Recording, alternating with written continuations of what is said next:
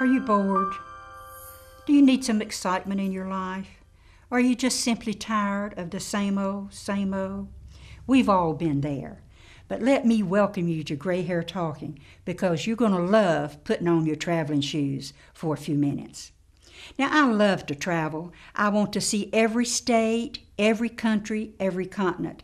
And my husband and I have traveled a lot, and we've made a pretty good start. We've been to 5 continents, 25 countries, and 48 states. And in our travels, we have used cruise ships and trains and airplanes and cars, motor coaches, and even footpaths to take us across the world. What we have learned as we traveled is we liked all the people and all the places that we've been to, and we also learned that we liked some of them a little better than others. Now, I've also learned as I've traveled that the world is bigger than my little hometown, and the people are just people no matter their circumstances.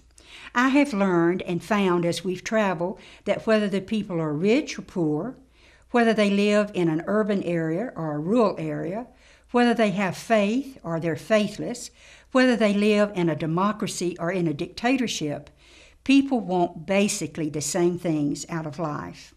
My husband and I usually try to find a native couple wherever we are, and off to the side ask them privately, what is it you want out of life?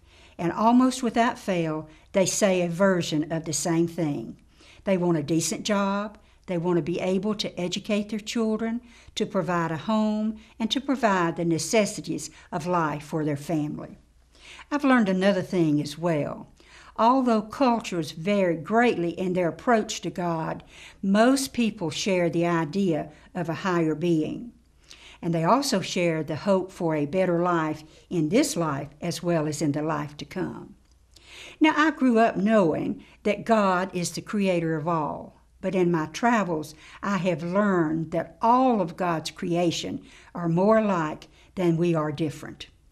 You see, traveling helps us to see the height, the depth, the breadth of this wonderful world that God has created and the beauty of His creation.